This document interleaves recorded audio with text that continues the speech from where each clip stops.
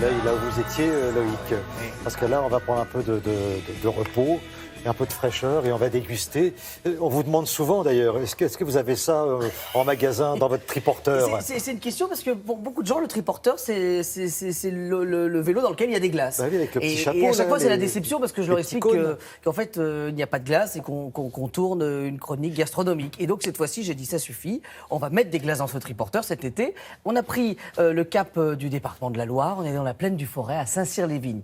Un endroit merveilleux. C'est sans doute le plus bel endroit de la Terre. Voilà, je le connais bien. Et en tout cas, non, je plaisante un peu, mais là, en tout cas, on va découvrir une vraie mode et une vraie solution pour les agriculteurs pour aussi arriver à joindre les deux bouts. Parce qu'aujourd'hui, les agriculteurs ont du mal à valoriser leurs matières premières, parce que souvent, ils les vendent à des grosses industries d'agroalimentaire, de laitières, entre autres. Et là, l'idée, c'est qu'il y a ceux qui font du fromage, il y a ceux qui font des yaourts, et puis il y a ceux qui font des glaces. Et ça arrive vraiment en force, parce que les gens sont demandeurs de glaces pour savoir ce qu'il y a dedans dans les glaces. Alors là, l'idée, c'est que c'est des glaces où il n'y a pas d'additifs, il n'y a pas de colorant artificiel. Tout est fait à la maison, dans la ferme. C'est un circuit court. Mais c'est un circuit court complet. C'est-à-dire qu'il y a l'exploitation, le fourrage qui nourrit les vaches est de l'exploitation, le lait vient de l'exploitation et ensuite on en fait des glaces. Il y a une boutique à l'entrée de la ferme. C'est une ferme qui a le petit logo Bienvenue à la ferme. Si vous passez devant ces fermes et vous voyez ce logo Bienvenue à la ferme, allez-y. Ce sont des fermes qui sont ouvertes. C'est-à-dire que vous pouvez y aller en famille. On vous raconte le métier d'agriculteur, on vous présente l'activité autour de la ferme et nous y sommes allés. Regardez.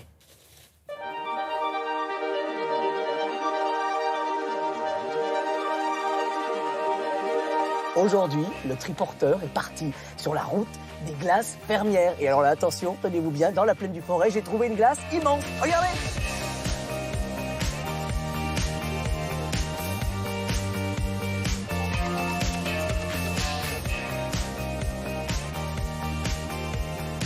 Bonjour. Bonjour. Alors, Guy, il faut tout ce petit monde pour faire une belle ferme. Bonjour Loïc. Ah bah oui, il faut du monde, oui. L'activité glace, ça emploie combien de personnes là? Tout le monde?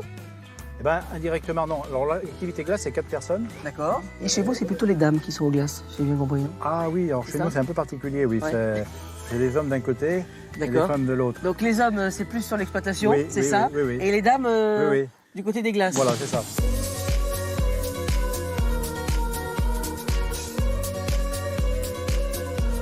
Et alors, pour les visites, ici à la ferme, c'est Céline qui s'y colle. Pour faire de la glace, déjà, vous travaillez votre lait. Voilà, c'est le lait de nos vaches. Oui. Qu'est-ce qu'il y a d'autre en fait dans la glace là? Mais surtout de la crème. Parce qu'on parle de crème glacée, donc Oui. la première chose c'est la crème. Donc tous les lundis matins, on va écrémer le lait. C'est de la vraie vanille. C'est la vraie vanille, c'est de la vanille bourbon de Madagascar. C'est une super Ça veut variété dire de vanille. qu'il n'y a pas d'arôme artificiel Non, dans ces glaces? non, c'est que des vrais produits. Et alors même la noisette, parce que la plupart des noisettes qu'on consomme, elles viennent soit d'Italie, soit d'Espagne. Non. Vous Là, c'est local, ça vient de Pau-Lyonnais. Enfin, c'est dans le Rhône quand même. D'accord. On change de département. Il y a une petite glace qu'on pourrait goûter là ou pas là? Mais je crois bien que Julie, elle nous a fait de la glace à la Julie, vanille. on peut goûter là, une petite glace ou pas?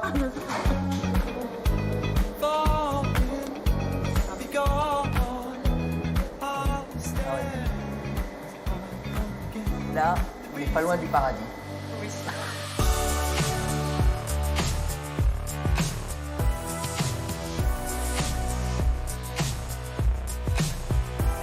Bon, alors là, Julie, j'avoue qu'on se croirait presque en Italie là, non? Eh oui. On est à la bâtie de Durfé, à peu près une demi-heure de chez nous. D'accord. Et c'est vrai que c'est magnifique. Petit château de la Renaissance, on est dans le jardin et là on va faire un dessert glacé. L'omelette norvégienne, dans la grande tradition française, Oui. c'est de la glace, un Un biscuit. biscuit autour et de la meringue. Ah, et alors là, il n'y a pas de biscuit. Alors, une fois qu'on a la glace, on va faire une meringue à la française. Ah oui, parce que vous êtes venu avec un peu de matos quand même. Hein. Oui. On va prendre les blancs d'œufs, on va les faire monter au batteur. Et après, on va rajouter du sucre petit à petit. Alors là, c'est le petit coup de main quand même. Parce que Ah là, ben. on va pocher la meringue. On poche la meringue. Là, on va faire flamber. Oui. On fait un petit peu chauffer son rhum, c'est ça? On le fait monter Voilà. en température? Il faut qu'il soit porté à ébullition, mais vraiment la première ébullition. Moi, je trouve qu'on est bien là. On est dans la plaine du Forêt, C'est calme. le château de la Bâtie d'Urfé, les glaces. C'est un avant-goût de l'Italie là quand même, non? Ah oui. Ouais, Loïc, on regardait ça attentivement, on a l'impression que ça ressemble un peu à la glace italienne. Oui, en fait, ce sont des glaces qui sont assez riches et pour qu'il y ait du goût, il faut qu'elles soient riches. C'est-à-dire qu'on est sur un lait où on va y ajouter parfois un petit peu de jaune d'œuf, ce qui va porter le goût, justement. Et puis, le secret, c'est surtout des vrais produits. C'est-à-dire qu'il n'y a pas d'arôme artificiel. La vanille, c'est une vraie gousse de vanille qu'il va falloir ouvrir, récupérer l'intérieur de la gousse de vanille. Enfin, voilà, toutes ces choses qu'on a un peu perdues dans les glaces industrielles et qu'on retrouve, justement, dans les glaces fermières. Alors, il n'y a pas que eux, ça c'est la ferme des Giraud à Saint-Cyr-les-Vignes dans la Loire, mais il y en a de partout en France et de plus en plus, les restaurateurs sollicitent des glaces fermières et vont chercher chez les producteurs et ça c'est important de le souligner. Parce que Aurélia Bloch, je ne vais pas dire qu'elle a mieux à vous proposer. Et puis j'ai à défendre mon territoire avec un oui, fort. elle va défendre son territoire parce que elle vit à la lueur des torches, la nuit. C'est notre oiseau de nuit, Aurélia Bloch.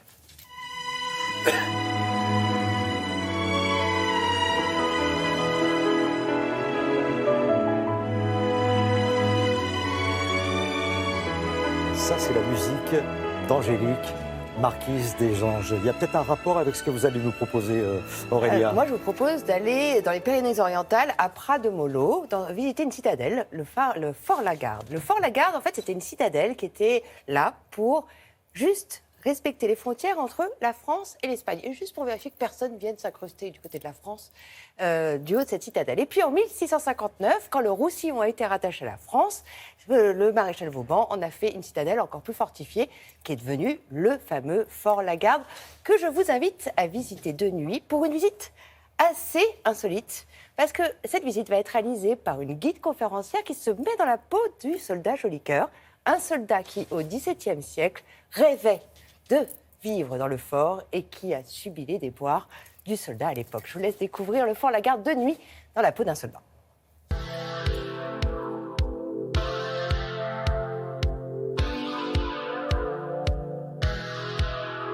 Nous sommes ici au Fort Lagarde, au-dessus de la ville fortifiée de Pras-de-Mollo-la-Preste, qui se trouve dans les Pyrénées-Orientales, à quelques kilomètres de la frontière. Ce fort est un exemple de fortification bastionnée due en partie au maréchal de Vauban, donc au XVIIe siècle. Après le traité de Pyrénées de 1659, qui a fait de Pras-de-Mollo une ville sous la nouvelle autorité française, en l'occurrence de Louis XIV.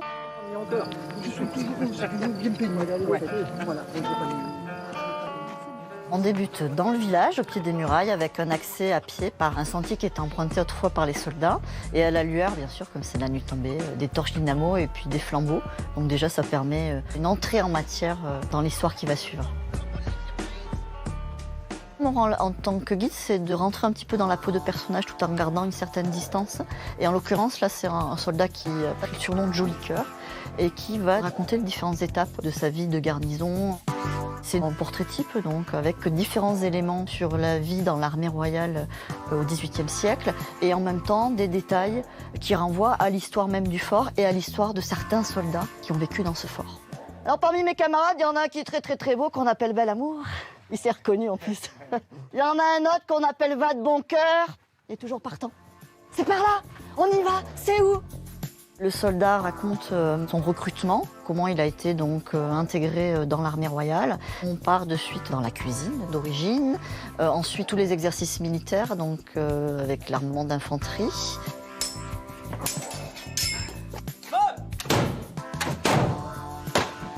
Et l'aspect plus intime avec le lieu de culte, les cérémonies auxquelles les soldats étaient censés assister. On continue avec l'évocation des corvées, donc la citerne, la corvée d'eau. Et je tire sur la corde. Le tour de garde, qui était bien sûr un des éléments essentiels de la vie des soldats, et l'évocation aussi de la possibilité de désertion, etc. Et enfin, on termine par l'évocation de la chambrée, et donc la nuit qui va tomber pour le soldat aussi dans la caserne. De nuit, c'est une ambiance tout à fait particulière, beaucoup plus intimiste, les sensations qui sont beaucoup plus prégnantes, la manière aussi de mieux ressentir peut-être l'ambiance qui pouvait régner autrefois. Le fort la nuit, il est un petit peu perçu l'environnement comme une sentinelle, comme ça, suspendue, avec un éclairage qui donne un aspect un petit peu fantomatique et donne envie de pénétrer un petit peu dans son histoire finalement et dans son vécu, même après qu'il ait été déserté par les soldats.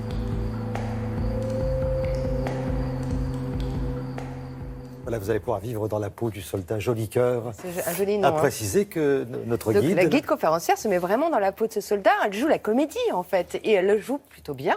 Et je pense que vraiment, on est vraiment transposé 300 ans en arrière dans la vie de ce soldat. Et puis, alors, juste une petite précision, si vous voulez visiter de nuit ce Fort-la-Garde, on part de Prat-de-Mollo. Le village, il est quand même à 15 minutes à pied. De monter pour arriver jusqu'à... Voilà, Fort-la-Garde, prévoir de très très bonnes chaussures, mais quand on y arrive, vraiment, on vit une expérience unique, et surtout dans un environnement, je ne sais pas si vous connaissez cette région, les Pyrénées-Orientales, on est à 60 km de Perpignan, et ça se rafraîchit si vous vous retrouvez dans cette région, il y a la canicule, c'est vraiment le moment d'y aller en ce moment. Vraiment, c'était une jolie route de Perpignan jusqu'à Prat-de-Mollo à découvrir. Donc, allez-y, c'est en ce moment, c'est même tous les soirs de l'été, et c'est pas très cher, parce que je crois que c'est 3,50 € la visite pour les adultes, et gratuit pour les enfants. Merci Aurélia. Voilà, toute la semaine, on a découvert des endroits formidables pour vivre la nuit. Le Clos Lucé, il n'y a pas très longtemps, le pays du Gévaudan, pour vivre avec les loups. Et là, le Fort-la-Garde. Merci beaucoup Aurélia. Mais bon, mine de rien, la rentrée approche. Les élèves, les futurs élèves, les ados sont un peu stressés et tout. On a ce qu'il vous faut pour les calmer. Qu'est-ce que t'as, mon vieux? Tu as l'air soucieux. T'as les yeux cernés, t'as le souffle court. On dirait que t'as pas dormi depuis 8 jours. Annie Cordy. Qu'est-ce que t'as? Voilà, qu'on embrasse très fort. La sophrologie, pour la rentrée, c'est pas un petit peu tôt Pas seulement pour la rentrée. D'abord, il faut savoir ce que c'est la sophrologie. C'est une technique de relaxation, de respiration et de lâcher prise. Alors vous allez me dire, oui, mais après ça, qu'est-ce qu'on en fait? Eh bien, ça s'adresse aux gens qui sont stressés, qui sont tendus, qui ont des troubles de l'humeur. En fin de compte, ça s'adresse à tous les âges. Mais ce matin, on va s'intéresser plus particulièrement aux adolescents. Parce que c'est des périodes de la vie où les choses sont un peu compliquées. Alors effectivement, il y a des examens, mais il y a d'autres échéances et il faut s'adapter. Et le fait de lâcher prise, ça peut les aider, ça les aide. En tout cas, c'est l'avis d'une spécialiste, une des meilleures spécialistes de sophrologie, Catherine Aliotta, qui écrit un ouvrage au Interédition, Sophrologie et adolescence. Donc c'est la réalité. Et avec elle, on a pu voir un peu quels étaient les exercices qu'on pouvait faire, qu'on pouvait leur proposer pour que ça aille mieux et qu'ils soient moins tendus. Je vous propose de voir avec l'exemple de l'un d'entre eux quelles sont les méthodes qu'on peut utiliser pour aider ces adolescents. Regardez. Mathéo, 17 ans, suit depuis quelques mois des séances de sophrologie. Une technique de respiration et de lâcher prise qui l'aide à canaliser son énergie et à mieux s'endormir le soir. Très bien. Comment s'est passée cette semaine? Détendu. La sophro, c'est pour se relaxer plutôt, être moins stressé, moins tendu. Avant les examens, je trouve ça mieux d'en faire et pour mieux dormir. Au lieu de prendre des heures à m'endormir, ça me prend plus que quelques minutes, quoi. Soufflez tout doucement et laissez les côtes redescendre.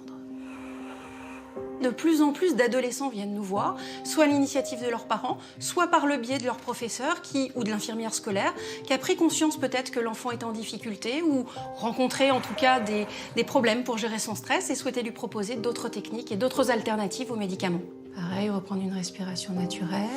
La sophrologie peut être démarrée pendant l'été pour se sentir prêt au moment de la rentrée. Souvent, la rentrée est quelque chose d'assez anxiogène, une nouvelle classe, de nouveaux camarades, peut-être un nouvel établissement. Et ça peut être important aussi d'avoir des exercices qui vont leur permettre de se sentir bien.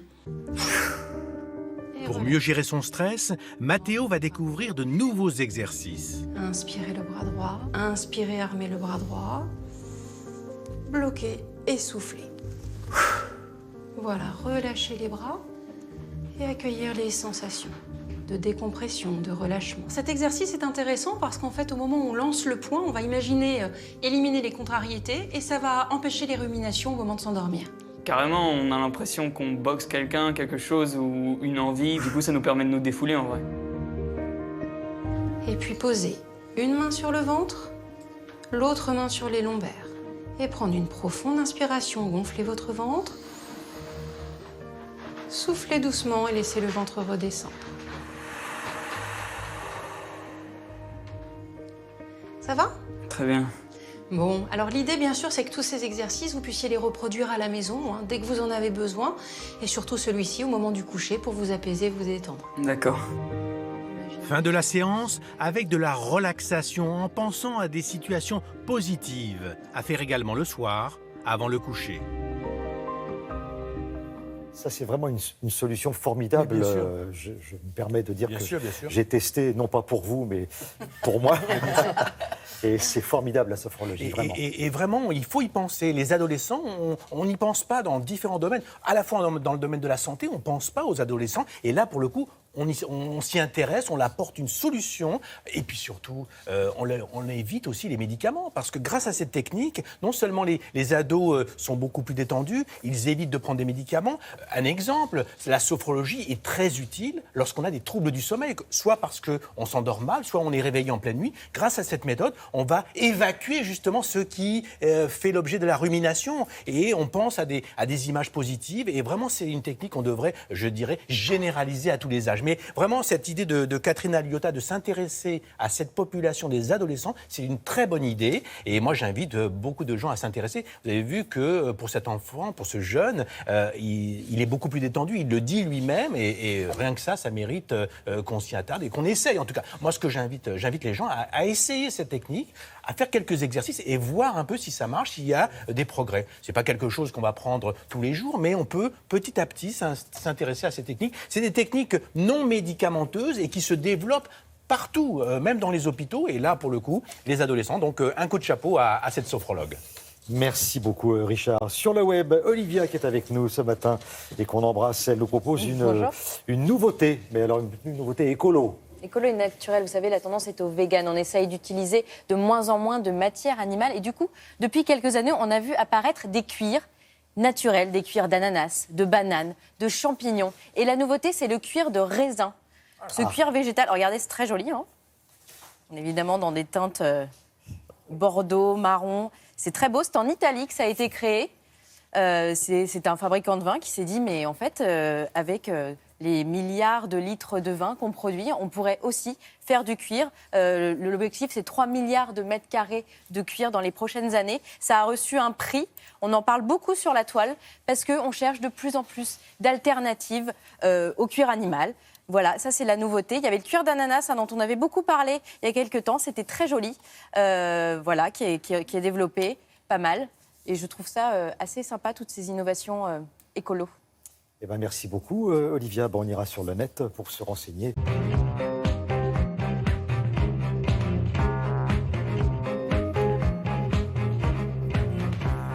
Bonjour Frédéric, Bonjour. Invitation au voyage pour commencer. Oui, un beau numéro du magazine L'Histoire qui nous confirme que l'Inde est un pays fascinant, que vous ayez ou pas eu la chance d'y aller un jour. Le journal vous raconte ce qu'il faut savoir sur l'histoire et la géographie de l'Inde. Par exemple, la mousson et la culture du riz. Rendez-vous compte ce que c'est que la mousson. 80% des pluies de l'année en une semaine. Il y a aussi d'énormes fleuves qui descendent de l'Himalaya qui permettent l'irrigation pour nourrir le milliard et quelques d'habitants. La culture du thé aussi qui fut l'un des premiers grands produits d'exportation avec le Darjeeling. Vous voyez sur l'image, Darjeeling qui a été vendu dans le monde entier, de même que les épices, les tissus précieux. Il faut imaginer à une époque reculée le périple des milliers de kilomètres avec les moyens de l'époque, ou bien à dos de chameau, ou bien par la mer, avec les marchands arabes et portugais il y a presque 1000 ans. L'Inde est une civilisation également parmi les plus anciennes, puisque le pays a derrière lui 5 millénaires d'histoire. C'est la matrice du monde. Regardez le titre. Nos langues, d'ailleurs, le français, l'anglais, l'allemand, ce sont les langues indo-européennes. Vous savez, on les appelle comme ça parce que ça vient, si on remonte vraiment très loin, ça vient de l'Inde. Le magazine aborde aussi la période coloniale, celle des Maharajas, ou bien l'Inde actuelle. Vous voyez la petite photo en couleur.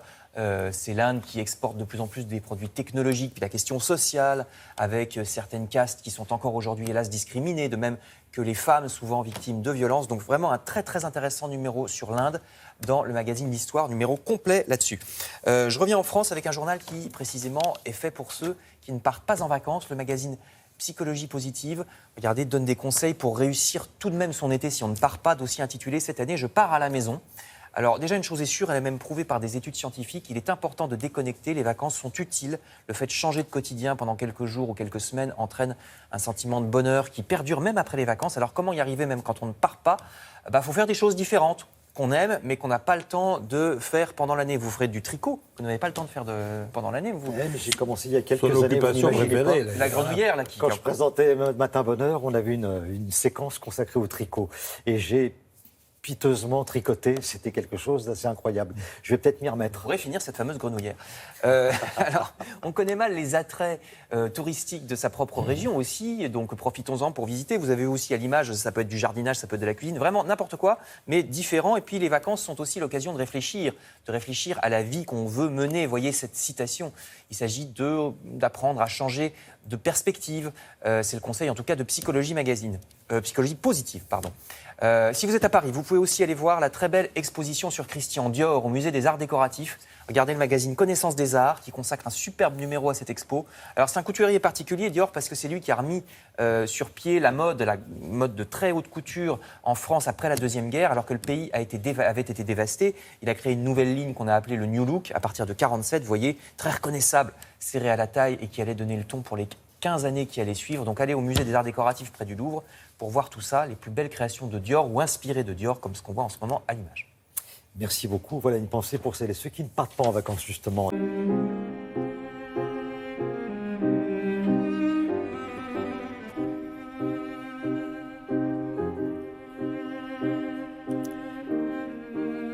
Alors, on est en Provence, dans les Alpilles, et Galières, festival de musique. Musique de chambre en plein air. Vous avez entendu, c'était Renaud Capuçon qui jouait. Le fameux Renaud Capuçon, le violoniste renommé international, que vous allez nous présenter. Et nous présenter aussi ce festival. Bien sûr. Alors, et Galières, c'est un petit village de Provence coquet, magnifique, simple, 1800 habitants, pas plus, qui est juste à côté de Saint-Rémy de Provence. Juste à côté de Saint-Rémy, donc voilà. Donc c'est un endroit avec des criquets, des cigales, tout ce qu'on peut imaginer. Et un peu excentré par rapport au village, il y a une jolie bâtisse, Renaissance, 1572, le Mas de la Brune. Et dans les jardins du Mas de la Brune, depuis 10 ans, on joue de la musique classique, la musique de chambre, quelque chose de délicieux, exquis. Imaginez, vous êtes parmi les croquets, parmi les criquets, ça sent la lavande, parmi les cigalettes, ça sent le romarin, la sauge, et vous êtes assis et vous écoutez de la musique classique. C'est un enchantement de chaque seconde. Alors, c'est un festival qui a été créé à Galières par Étienne Vatelot. Étienne Vatelot, ça a été un des plus grands luthiers de France. Lui-même luthier, fils de luthier, que son père avait envoyé travailler à Mirecourt, qui est même été allé à New York aussi après. Et c'est lui qui a créé, qui a conseillé, je veux dire, des achats de violons, qui a fait vendre des violons, des musiciens qui avaient des violons, ça leur convenait pas leur style de musique ou quoi. Il a, de David Oistrakh, Castern, tout le monde a pris comme conseiller ou comme luthier Étienne Vatelot. Étienne Vatelot, il habitait à Galières. C'est donc lui qui a eu l'idée de faire ce festival de musique à Galières. Et c'était délicieux parce que Renaud Capuçon, qui était l'invité d'honneur de cette 10e édition du Festival de Galières, il s'est marié à Galières. Voilà, alors donc nous allons rencontrer Renaud Capuçon qui était là. Renaud Capuçon, vous savez, il faut le voir. Enfin, ne croyez pas que je partage la chambre de Renaud Capuçon parce qu'il est marié, bien marié. Mais quand les gens, il faut voir, il met son violon en hauteur pour pas qu'il y ait quoi que ce soit, pas qu'il y ait une bête qui vienne que l'eau vienne, quoi que ce soit. Donc, il tient comme Lucrèce Borgia à une de ses cassettes à poison, Renaud Capuçon et son violon. Et alors, j'ai voulu on fasse Madame Vatelot, donc dont le mari a lancé ce festival, et puis en hommage à tous les bénévoles, la dame grâce à laquelle on a pu faire ce reportage, donc s'appelle Christine Close, qui va pas parler longtemps, mais ce sont les gens grâce auxquels on a pu faire ce reportage. Musique de chambre en plein air parmi les cigales et les criquets, pour faire plaisir à Annabelle. Voilà.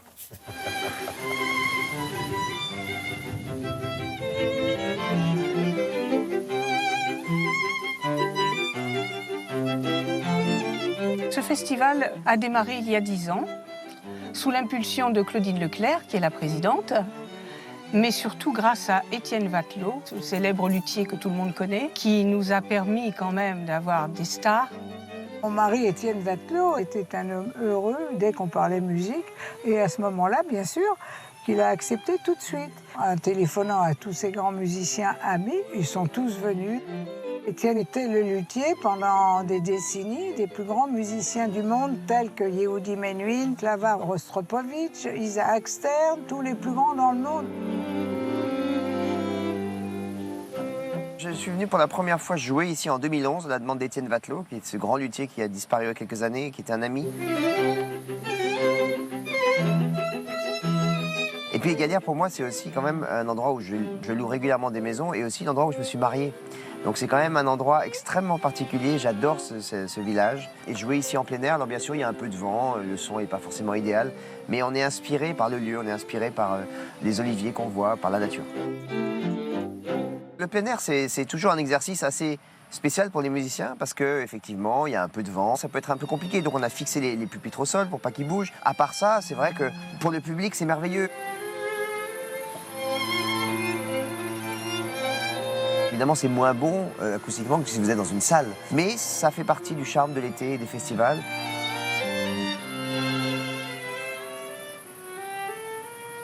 On a joué ce soir 2 quintettes, un sublime quintette de Mozart et un autre quintette de Brahms.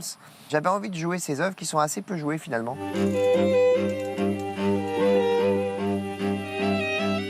Et puis parce que j'ai ce quatuor avec des jeunes musiciens, Edgar Moreau, Adrien Lamarca et Guillaume Chilem.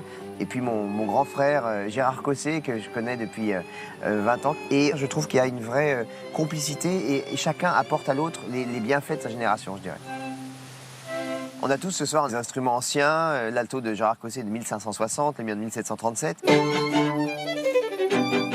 Et il y a toutes ces questions, on se dit mais pourquoi finalement jouer des instruments anciens? Est-ce que c'est pas un mythe? Et vraiment je crois pas. Ce qui change c'est l'inspiration que nous donnent ces instruments, nous interprètes, et aussi la rondeur du son, la qualité du son. En plein air on s'en rend bien sûr beaucoup moins compte. Dans une salle, je peux vous promettre que la différence est vraiment énorme.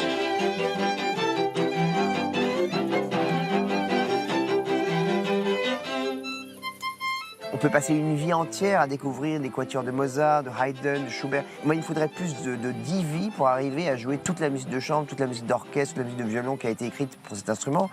Et donc, il y a d'abord cette notion de découverte, et ensuite de jouer chaque fois mieux, comme si vous relisez Shakespeare pour la 30e fois, vous voyez des choses différentes. Vous n'allez pas le lire de la même façon à 10 ans, 20 ans ou 50 ans. Et ben, je crois que c'est la même chose pour la musique classique. C'est une quête d'absolu, et on apprend sans cesse. Alors, on avait fait un sujet sur le violon de Renaud Capuçon, on l'avait fait déjà. Oui. Maintenant, qu'une banque l'avait fait, maintenant, le violon est à lui, il l'a racheté. Et parmi le quatuor Capuçon qui jouait devant la vieille bâtisse Renaissance, derrière, vieille, belle bâtisse Renaissance, il y avait des violons qui étaient plus âgés que l'âge de la bâtisse. C'est-à-dire la bâtisse 1572, il y avait des violons qui dataient d'une période antérieure encore à la pierre qui était derrière.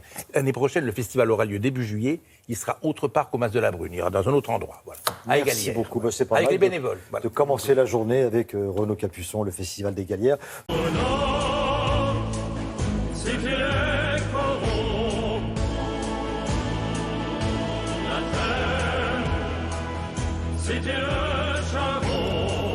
Alors parlons des Stentors, parce que c'est vrai que quand on a fait connaissance avec ce groupe... 2010, il y a maintenant 7 ans. Bon, on dit bon, sympa, on sourit. Beaucoup d'esprit chagrin, on dit oui, ces 4 chanteurs venus de lyrique, chantés, lancés par une chaîne commerciale concurrente et néanmoins amis, ça va pas durer longtemps, ils vont faire un album, ils vont vendre quelques centaines de milliers de disques, et puis on va passer à autre chose. Eh ben non, parce que ce sont de véritables artistes, parce qu'ils ont vraiment du plaisir à faire ça, parce que justement, venant du lyrique, ils ont trouvé une liberté dans les chansons de variété, ils ont trouvé une liberté, un plaisir dans la rencontre avec le public, et c'est vrai qu'ils ont beaucoup de succès, c'est vrai qu'ils ont beaucoup de fans, eux ils n'ont pas envie d'arrêter, et ils continuent, c'est leur 4e album, cet album s'appelle Ma Patrie, ils revisitent vraiment toutes les grandes chansons de l'histoire de France. Mais là, nous les avons rencontrés dans un cadre absolument enchanteur, ce cadre c'est le Festival des Fous d'Alès.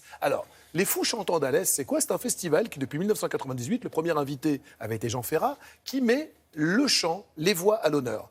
1000 choristes, 700 choristes, 1000 choristes selon les années, viennent donner l'aubade à un chanteur qui est invité. Et donc, le dernier soir, on chante toutes les chansons de ce chanteur. Vous imaginez l'émotion du monsieur qui reçoit ça. Là, cette année, l'invité est Florent Pagny, mais tous les soirs, il y a quand même d'autres artistes qui viennent. Et donc, les choristes amateurs au sens le plus noble du terme, sont là dans l'arène, puisque c'est dans une arène. Là, pour le coup, on n'avait pas lancé des taureaux dans une arène, mais 4 Stentors. Ils peuvent reprendre. Et les 600 choristes sont là, et notamment sur les chorons, cette chanson que l'on vient d'entendre, cette reprise de Pierre Bachelet, ô combien bien interprétée par les Stentors, vous aviez 600 personnes dans la salle qui ont chanté les chorons avec eux. Alors c'était à l'Est, c'était la semaine dernière. Regardez.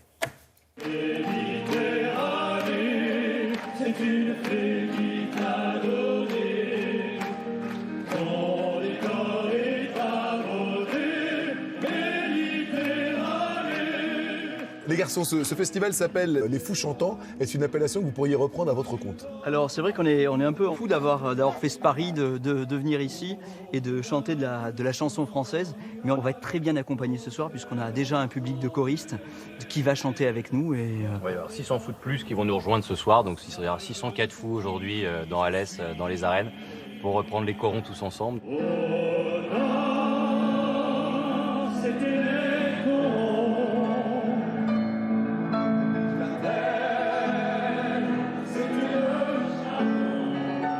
Qu'avez-vous trouvé dans la chanson de variété que vous n'aviez pas dans le chant classique? Une forme de liberté peut-être. Oui, incontestablement, oui. Tout d'abord, ouais.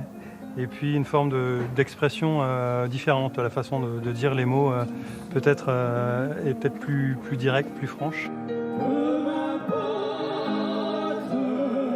Si tu m'aimes,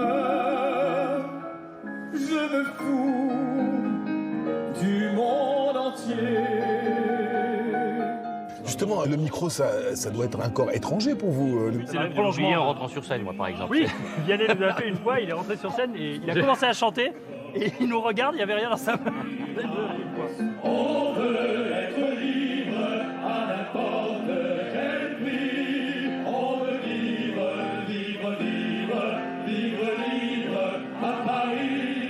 Quelle qualité doit avoir une chanson pour être stentorisée? La contrainte d'essayer d'apporter 4 voix dans des chansons qui ont été écrites pour un seul interprète impose de fait certains choix. Quand il y a une grande vélocité de texte, on a fait des chansons un peu rapides, mais pas énormément, parce qu'à un moment donné, chanter à 4 rapidement et que le texte reste intelligible, ça devient très très difficile. Paris est trompette et Paris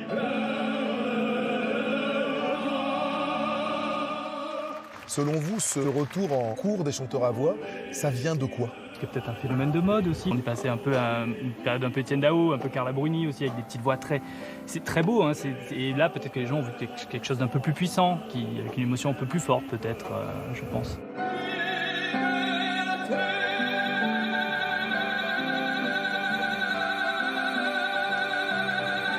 Vous êtes conscient du pouvoir d'une voix? De la vibration. oui. Avec les filles surtout. Oui. Mathieu, vous pouvez développer? Les filles, bien sûr, je peux développer les filles.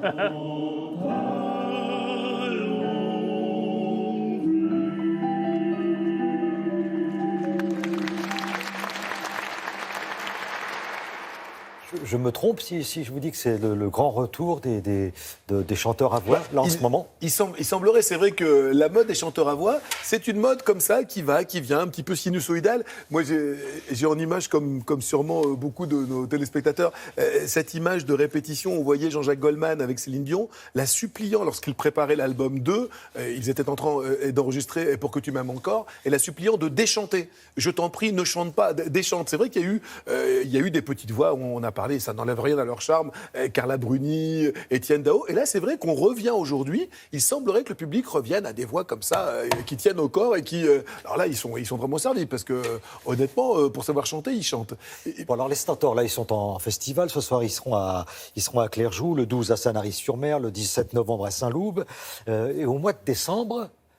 à la Madeleine? C'est ça, ils aiment bien les lieux et les lieux atypiques. Là, ils étaient dans une arène. C'est quand même plus sympa de voir des stentors que des taureaux se faire massacrer dans une arène. Et là, cet hiver, ils vont faire une tournée des églises qui passera par l'église de la Madeleine. Ils aiment bien aller justement porter la voix dans des lieux où l'acoustique est plutôt porteuse. Et c'est vraiment le cas d'une église.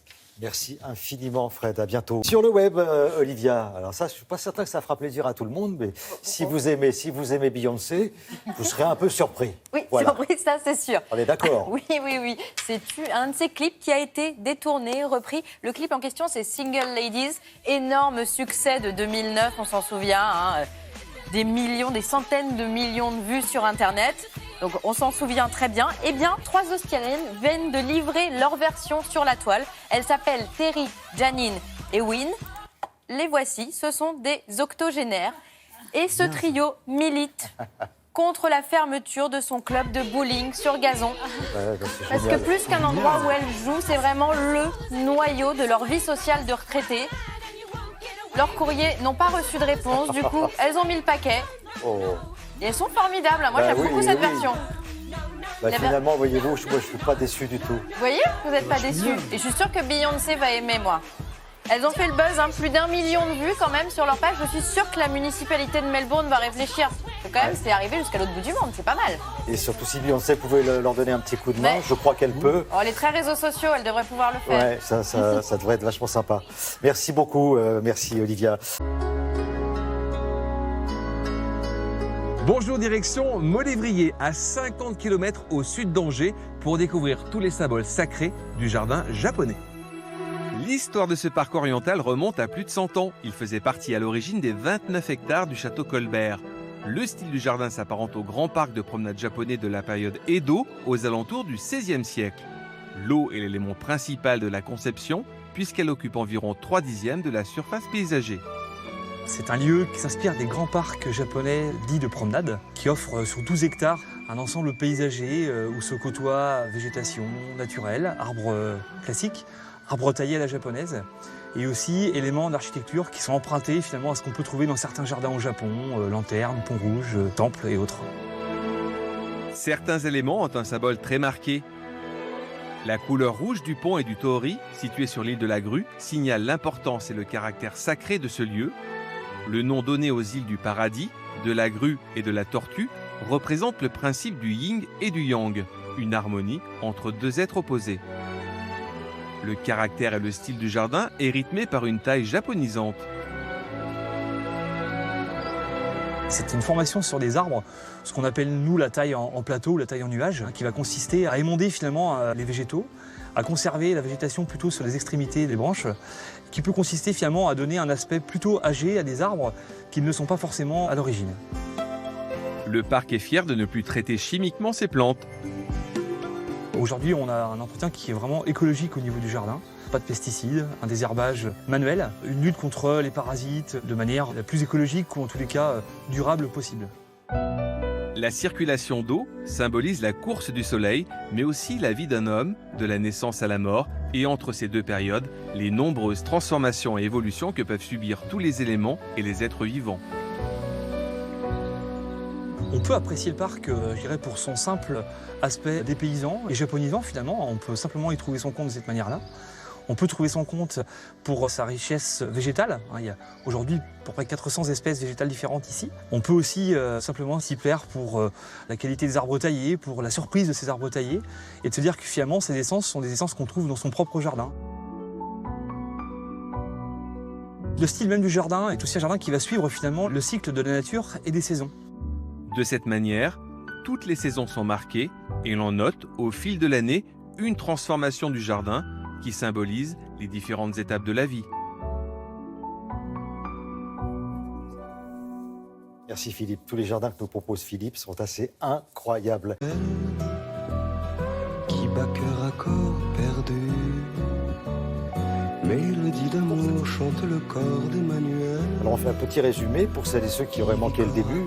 Comme on parlait de certaines époques du cinéma, il y avait l'affiche du film Emmanuel, que chante Pierre Bachelet. Avec un très beau fauteuil en rotin. Un fauteuil exceptionnel en rotin. On ne voyait que le fauteuil. Il y a une très belle comédienne d'ailleurs à l'intérieur. C'est le mec hypocrite. On ne voyait que le fauteuil qui va nous permettre d'aborder le sujet que va nous proposer Mélanie Griffon. Le rotin, Thierry, mais oui, c'est un véritable art de vivre, un savoir-faire authentique même, parce que les rotiniers, c'est ainsi que l'on appelle les artisans vanniers qui travaillent le rotin, eh bien réalisent leurs pièces entièrement à la main, donc c'est vraiment un métier exclusivement artisanal. Alors je vous ai ramené ça, Thierry, pour bien que vous compreniez ce que c'est que le rotin. Déjà, ne pas confondre avec l'osier, parce qu'on confond souvent les deux. L'osier, c'est une plante marécageuse qui pousse un peu partout, et même en France d'ailleurs. Le rotin, c'est une plante sauvage qui fait partie de la famille des palmiers et qui pousse dans les contrées tropicales et humides. Donc c'est vraiment une matière première que l'on importe, ça pousse en Inde, en Chine, et d'ailleurs c'était les comptoirs occidentaux qui au XVIIe, XVIIIe siècle les rapportaient en Europe, les comptoirs occidentaux comme la Compagnie des Indes ou Pondichéry. Et alors nous, en France, eh bien, l'apogée, l'engouement vraiment de cette matière-là, c'est le milieu du 19e. Le moment où, vous l'avez dit tout à l'heure, apparaissent les jardins d'hiver. Vous savez, ces petites vérandas fermées, ces petits jardins fermés. Et on voit à l'époque, c'est les bourgeois, ils aiment recevoir dans ces petits jardins-là, ils aiment recevoir, converser, lire, etc. Mais il faut bien les aménager. Et donc pour les aménager, ben, on a eu cette idée d'utiliser cette fibre végétale parce que c'était génial, parce qu'en fait c'est une fibre qui est vraiment robuste, voilà, et c'est très souple, très malléable. Et confortable en même temps. Hyper confortable, bien sûr, et qui ne subit pas les variations de température. Donc ça, c'était bien pour les jardins d'hiver. Vous allez voir, nous avons rencontré Laurence Vauclair, une grande spécialiste en la matière.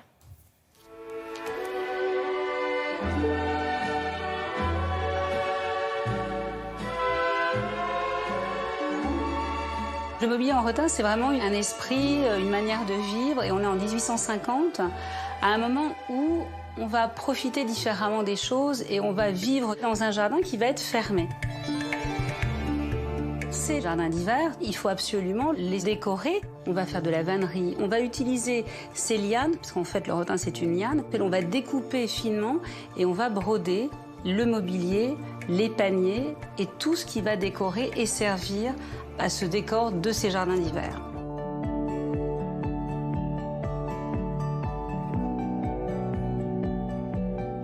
Tous ces paniers sont très décoratifs. Aujourd'hui, on y glisse le linge, les serviettes de bain quand vous sortez de la piscine. Mais à l'époque, on mettait les coussins, on mettait les cachemires, on mettait les soieries parce qu'en fin de journée, il faisait toujours un petit peu frais. Donc, il fallait absolument du mobilier pour rentrer tous ces coussins. Et on en aura de différentes tailles pour que justement ce soit très joli.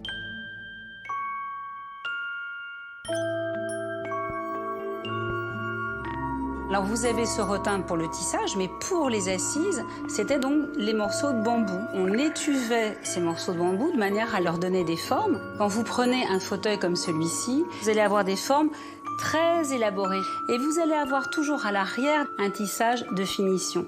Parce que quand vous rentrez dans un salon ou dans un jardin, ce que les gens aimaient, c'est que ce soit joli de partout. Les anses des fauteuils, on dirait comme des ailes de papillon. C'est toujours très léger, très élaboré.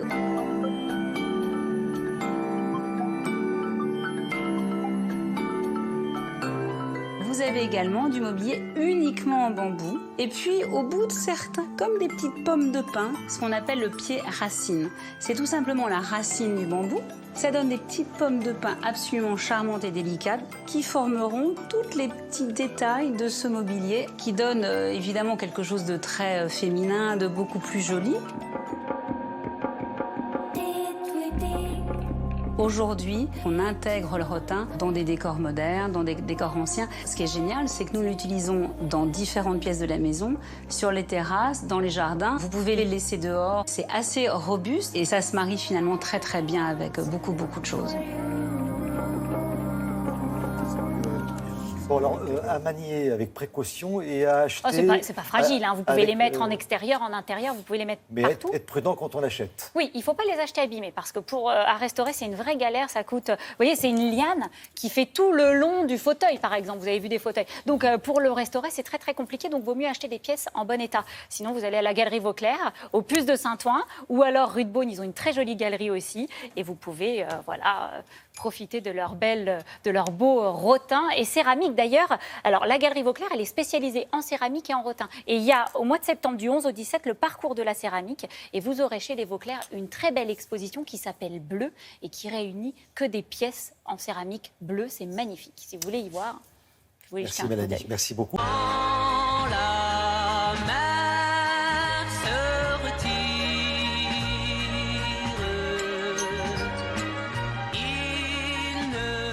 Et c'est Jérôme, c'est ça, hein.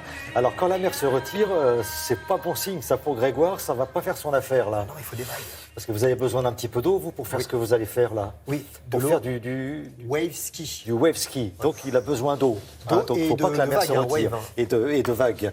Qu'est-ce que c'est que cette nouvelle tendance C'est pas si jeune que ça. Vous connaissez dans la famille du surf, shortboard, longboard, bodyboard, skimboard, vous connaissez bien sûr tous ces supports, ces planches. Moi, je vous présente le cousin australien qui s'appelle le wave ski. Le wave ski, c'est un support, un engin hybride entre le kayak et la planche de surf. Vous surfez assis. C'est assez génial parce que les sensations sont immédiates. Il Ouais. n'y a pas le. Oui, c'est ça. Alors, tranquille, pas tant que ça. Il n'y a pas le souci du ce qu'on appelle le take-off, de se mettre debout sur une planche de surf. Là, quand vous êtes assis, tout de suite, vous prenez les vagues, vous en prenez plus et vous allez chercher ces vagues avec une pagaie. Donc c'est là où il y a le rapport avec le kayak. À la base, c'était un engin utilisé par les sauveteurs australiens pour aller chercher les nageurs en difficulté. C'est une discipline sportive avec des compétitions et la France est la première nation. Attention, au dernier championnat du monde, 6 titres mondiaux et 13 médailles. Et nous, on n'est pas parti en Australie pour le tester, mais en Vendée. On a rencontré une légende vivante de cette discipline, il s'appelle Mathieu Babary, multiple champion du monde. C'est ce qu'on appelle un waterman. Il est à l'aise sur toutes les planches de surf, de stand-up paddle, de wave ski. Il est assez génial. Il nous attendait sur sa plage, son spot, la plage des Granges. C'est à Olonne-sur-Mer, en Vendée. Et comme l'a dit Stendhal, le meilleur secret pour ne jamais tomber, c'est de rester assis. Les wave skieurs l'ont bien compris.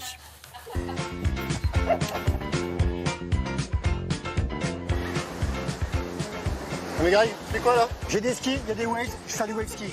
Non mais c'est pas ça le wave ski, viens, je vais te montrer là. C'est pas ça le wave ski? Le wave ski en fait c'est du surf assis avec une pagaie en fait, tout simplement. Ça c'est mon wave ski. Exactement ouais. Ouais. Toi il a un peu plus de volume que le mien, il est un peu plus large, donc beaucoup plus stable sur l'eau. Là t'as le siège, donc c'est là où tu seras assis. Allez c'est parti, tu mets à l'eau. Au début, la planche va être un peu instable, donc tu pourras laisser tes jambes de chaque côté dans l'eau. Quand tu commences à être un peu à l'aise, on met les pieds sous les foot straps comme ça là, pour pouvoir tirer sur les pieds pour les manœuvres, des choses comme ça. Ok.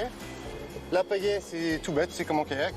La seule différence en fait c'est la longueur. On a une pagaie plus courte pour avoir plus de fréquence et avoir plus d'équilibre sur la planche en fait, tout simplement. Quand on voit une ligne arriver, on prend un peu de vitesse. Si je te dis sur l'avant, tu te penches sur l'avant. Et quand ça part, tu te redresses. D'accord, tu vas sentir, hein, ça accélère d'un seul coup. Mais ça accélère pour de vrai. Hein. C'est pas juste sauter un petit peu. Quoi. Ah, ça part droit. Voilà. On peut surfer dans des petites vagues.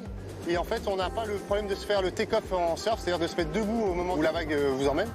Donc on a les sensations dès la première vague ou deuxième vague, on a les sensations. Et on peut surfer de 20-30 cm, tant qu'il y a un peu de volume pour emmener ces grosses planches. Jusqu'à 3,50 m, 4 mètres ou plus. Le seul truc qui va nous arrêter sur la taille de vague, c'est le passage de barre.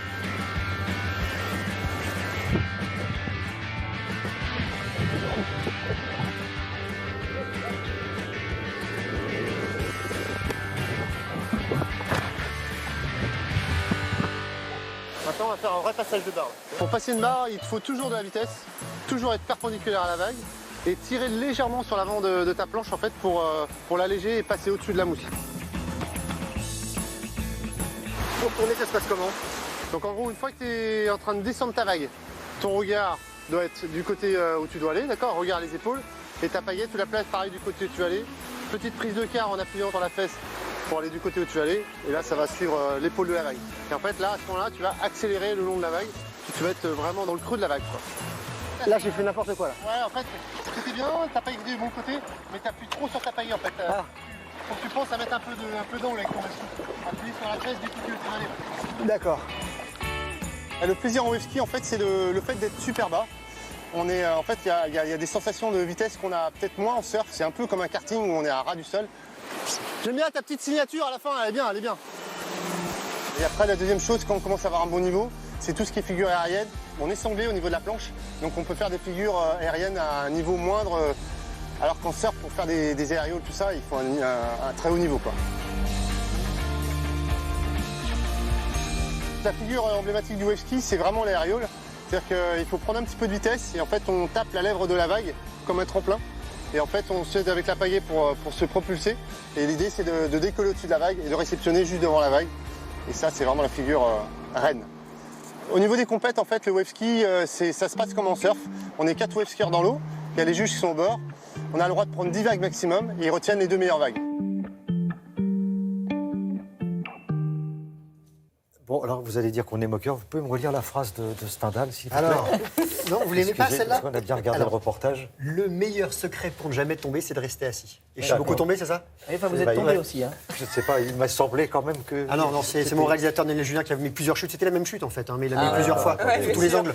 Voilà. Donc vous êtes fort bien débrouillé. Oui. Non, je remercie Mathieu et je voudrais saluer sa compagne Caroline Angibault qui est 8 fois championne du monde. Ils attendent un bébé pour fin août, donc un futur petit wave skieur. Donc on salue ce jeune couple et ce joli couple. C'est vraiment un super sport. Même si vous êtes un grand surfeur ou un kayakiste, essayez parce que c'est une glisse différente. C'est vraiment des sens. Vous êtes au ras du sol, donc c'est vraiment différent. Une quarantaine d'euros pour vous initier, c'est top. Et on peut faire ça un peu partout? Sur toute la côte atlantique, là où il y a des vagues en fait, et beaucoup en Vendée. Voilà, vous allez sur le site de Télématin, vous aurez tous les renseignements. Olivia, nous on va rester sur l'eau, mais ça va être peut-être un peu plus confort. Moi j'aime bien l'eau, oui. Hein, oui, ça va être confort, mais ça va quand même être de la navigation avec Sail Square. C'est la plateforme qui démocratise les vacances en voilier. En fait, de la même manière que vous prenez un covoiturage, vous allez pouvoir embarquer sur des voiliers dans le monde entier, aux côtés de skippers qui proposent des places sur leurs embarcations. Que vous soyez seul, en couple, en famille, entre amis, toutes les solutions sont envisageables. Il y a des croisières qui correspondent à tout le monde pour un jour, un week-end, une semaine ou plus. Et alors, en plus d'offrir des vacances hors des sentiers battus, à l'aventure, c'est très abordable financièrement. Quand on parle de croisière à prix réduit, en général, on imagine des paquebots usines, vous savez, avec des milliers de gens dessus. Et c'est plus du cauchemar que du rêve. Là, ça fait vraiment rêver. Si vous avez envie de grand large, d'embrun, de vent dans les cheveux, de baignade dans le Grand Bleu, vous pouvez même peut-être embarquer un wave ski dessus, on ne sait pas. Et ben, rendez-vous sur Sail Square pour les vacances. Alors justement, Grégoire se proposait et on a dit non. Non. Non? Ah bon? Non, on ne veut pas de moi. Ça m'étonne. On va vous laisser tout seul sur votre wave ski. Sur mon wave ski en plein air. Vous nous suivrez. Merci beaucoup. Merci Olivia. Elle court, la maladie d'amour dans le cœur des enfants de 7 à 77 ans. Elle chante, Avec lui qui ne reviennent jamais. Eh bien, merci Marie-Mme Joly, c'était formidable. Je la connais par cœur. C'est un tube de l'été, ça? Oui. Ça peut le devenir. Évidemment. Michel Sardou, c'était énormissime. C'était la maladie d'amour. C'est ce dont on va parler. Et on va dans les années 60. Alors moi, je suis allée un peu plus loin. J'ai fait 60, 70, 80 parce que là, il y a du lourd. Il y a vraiment du lourd. Mais c'est pas que des tubes de l'été, c'est les tubes, mais qui parlent de l'été, qui parlent des vacances, du soleil. Et forcément, c'est un peu d'actualité en ce moment. Donc on s'est dit qu'avec les 45 tours, puisque c'est comme ça qu'on les appelait à l'époque, qui cartonnaient, aujourd'hui, c'est vrai que ça fait un petit peu kitsch, un petit peu démodé. Un petit peu quand même. C'est revenu tendance, les vinyles. Mais c'est pas que ça revient, c'est qu'on connaît tous ces chansons-là par cœur. Moi, je me suis vraiment surprise pendant mon montage à me dire, mais je la connais cette chanson, alors que c'est pas du tout ma génération. Donc c'est toutes les générations, ça touche tout le monde. Ça plaît évidemment à tout le monde. Je vous donne un exemple, Gilbert Montagnier, Sous les sunlights des tropiques. Ah bah oui. Alors ça, on descend, Thierry. On descend encore Sous les sunlights des tropiques. Voilà, j'en étais sûre. Je connais que cette phrase-là. Tout de suite, Bon ben voilà, ça c'est une chanson aujourd'hui qui est devenue un des plus gros tubes français, pas seulement pour l'été d'ailleurs, que tout le monde évidemment connaît. Forcément. Danse et on chante toujours. On chante encore. Et vous savez, pour la petite anecdote, quand c'est sorti en 1985, peut-être que vous vous en souvenez, je ne sais pas. Rappelez-moi, 1985. Vous n'êtes pas si vieux que ça, vous n'êtes pas si vieux. Eh bien, ça ne marchait pas, figurez-vous. Mais ça a été un échec cuisant. Cuisant, 14e au classement, effectivement, et ça a très très bien marché que les années suivantes. Mais je n'en dis pas plus, je vous propose de regarder.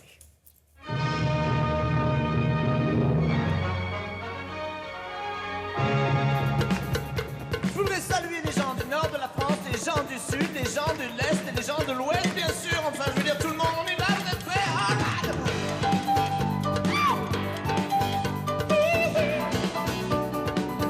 L'été sera chaud, dans les t-shirts, dans les maillots. Vacances,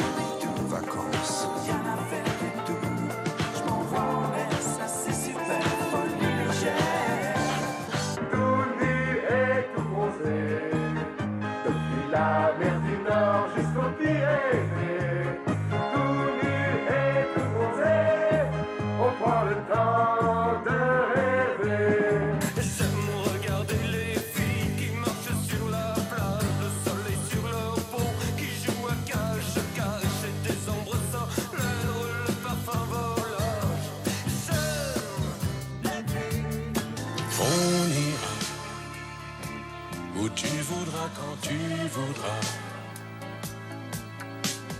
Et l'on s'aimera encore lorsque l'amour sera mort. Vive les vacances, les souris dansent, et ça balance, et ça romance. Danser sous les sommets des tropiques, à la bossa raconte en musique. On a toute la vie pour s'aimer. En attendant, viens danser, oh baby. Soleil, soleil, j'irai où tu iras. Fais-moi soleil, tout ce que tu voudras. Des plages d'or au cœur des favelas. Le monde chante dès que tu es là. La la la la la la la la la la la. Sous le soleil, exactement. Pas à côté, pas n'importe où. Sous le soleil, exactement, juste en dessous. Si, Sex and Sound. Toi, petite, tu es de la dynamite. Il y a le ciel, le soleil et la mer. Il y a du soleil sur la France, et le reste n'a pas d'importance. Méditerranée,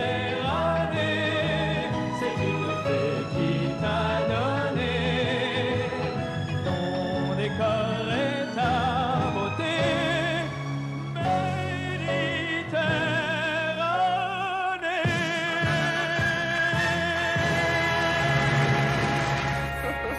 On s'est régalé. Encore. Oui, je vous propose une plateforme qui vous propose de louer une piscine pour une demi-journée, une piscine privée. C'est ça qui est sympa. C'est-à-dire que sur la plateforme, vous allez trouver des gens qui ont une piscine et qui vont vous la proposer en location une demi-journée. Vous pouvez y aller, voilà, autant que vous voulez. Et si, par exemple, vous travaillez cet été, que vous êtes dans une région où il fait un peu chaud et que vous avez envie de vous faire une après-midi un peu hors du temps en vacances, et ben voilà, ça s'appelle Swimmy. C'est nouveau. Enfin, si à contrario, vous avez une piscine et vous ne l'utilisez pas trop, vous allez être absent et voilà, vous voulez un peu arrondir vos fins de mois, et bien voilà, Swimmy. Une bouée canard, ça vous intéresse?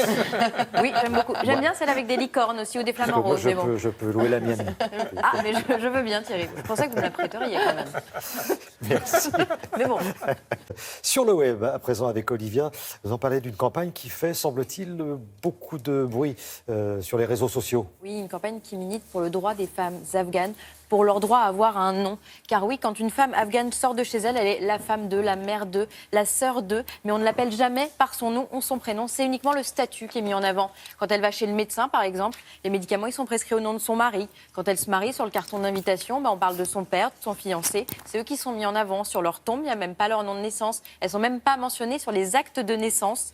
Alors pour que ça cesse, eh bien, il y a de jeunes militantes qui ont lancé ce hashtag qui s'appelle « Where is my name ?» Où est mon nom? Elle cherche à faire rentrer les noms des femmes dans les documents officiels. Elle veut aussi inciter les femmes à réaffirmer leur identité. Évidemment, c'est plus facile à dire qu'à faire. Dans un premier temps, parce que le chemin sera long, c'est surtout pour faire parler, pour que cet effacement de la femme il soit mis en avant. Il ne disparaîtra pas du jour au lendemain, mais les jeunes générations, elles sont combatives et persévérantes, donc elles vont commencer à faire changer les choses. Déjà, il y a quelques temps, là en Afghanistan, il y a quelques semaines, il y a la première télé afghane pour les femmes, faite par des femmes, qui a vu le jour, et ça, c'est un énorme pas en avant, même si c'est pas sans risque pour celles qui la font, mais petit à petit, on avance.